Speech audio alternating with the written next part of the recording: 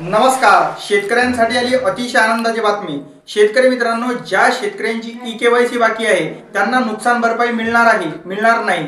त्यांनी नुकसान भरपाई मिळण्यासाठी ई-केवायसीची काय प्रक्रिया आहे आणि व्हीके नंबर काय आहे ते सविस्तर आपण या व्हिडिओमध्ये सांगितलेलं आहे. आणि ज्या शेतकऱ्यांनी ई-केवायसी केलेली आहे आणि त्यांच्या खात्यात आता पैसे कधी पडणार, त्यांना पैसे कधी पडणार ते बघायचं असेल तर व्हिडिओला लाईक आणि चॅनलला सबस्क्राइब नक्की करा.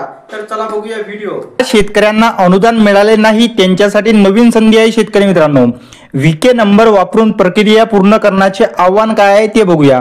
राज्यातील अनेक शेतकरी अद्यापही नैसर्गिक आपत्तीमुळे झालेल्या पीक नुकसानीच्या अनुदानाच्या प्रतीक्षेत आहेत.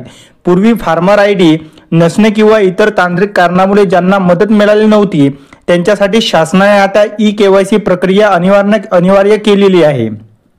ही प्रक्रिया पूर्ण केल्याशिवाय अनुदान बँक खात्यात जमा होणार नाही असे स्पष्ट करण्यात आलेले आहे. शेतकरी मित्रांनो, त्यामुळे ज्या शेतकऱ्यांचे अनुदान अडकले आहे त्यांनी तातडीने ही प्रक्रिया पूर्ण करणे आवश्यक आहे.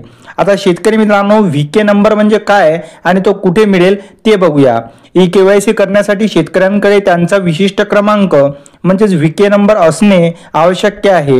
हा क्रमांक शासनाच्या यादीत नोंदणीकृत असलेल्या शेतकऱ्यांसाठी तयार करण्यात आलेला आहे. ज्या शेतकऱ्यांना आपला व्हीके नंबर माहिती नाही त्यांनी आपल्या गावातील तलाठी कार्यालय जवळचे महा ईमेल सेवा केंद्र किंवा तहसील कार्यालयात संपर्क साधून तो मिळवावा. हा क्रमांक मिळाल्यानंतरच पुढील ई-केवायसी प्रक्रिया करता येणार. ई-केवायसी करण्याची सोपी प्रक्रिया बघूया. शेतकरी मित्रांनो, नुकसान भरपाईसाठी ई-केवायसी करण्याची प्रक्रिया महा ई सेवा केंद्र चालकांमार्फत केली जात आहे. यासाठी शेतकऱ्यांनी आपला व्हीके नंबरसह केंद्रावर जायचे आहे. केंद्र चालक महा ऑनलाईन पोर्टलवर लॉग इन करून आधार प्रमाणीकरण या पर्यायावर जातील. त्यानंतर नैसर्गिक आपत्ती, शेती पिकाचे नुकसान, मदत हा पर्याय निवडून शेतकऱ्यांचा व्हीके नंबर टाकून शोध घेतला जाईल. शेतकरी मित्रांनो, त्यानंतर स्क्रीनवर शेतकऱ्यांचे नाव, गाव, गट क्रमांक, बांधित क्षेत्र, मिळालेली रक्कम, आधार क्रमांक आणि बँक खात्याचा तपशील दिसेल.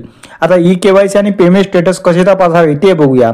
शेतकरी स्वतः आपल्या ई-केवायसी चे नाव, अनुदानाच्या पेमेंटची स्टेटस ऑनलाईन तपासू शकतात. यासाठी शासनाने स्वतंत्र लिंक उपलब्ध करून दिलेली आहे.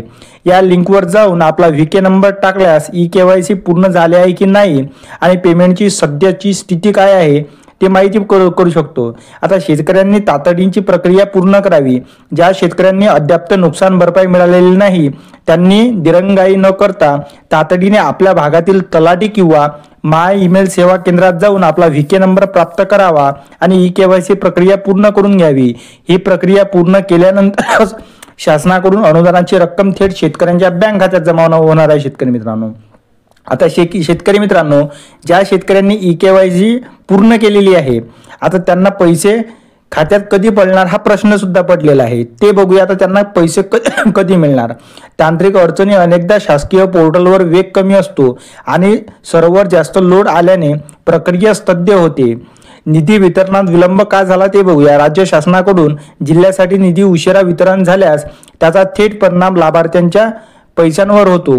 शेतकरी मित्रांनो, आता नुकसान भरपाईचे ज्यांना पैसे मिळाले नाही केवायसी करून सुद्धा आता त्यांना पैसे कधी मिळणार तर शेतकरी मित्रांनो, येत्या 12 ते 15 दिवसात शेतकऱ्यांच्या खात्यावर पैसे जमा होणार.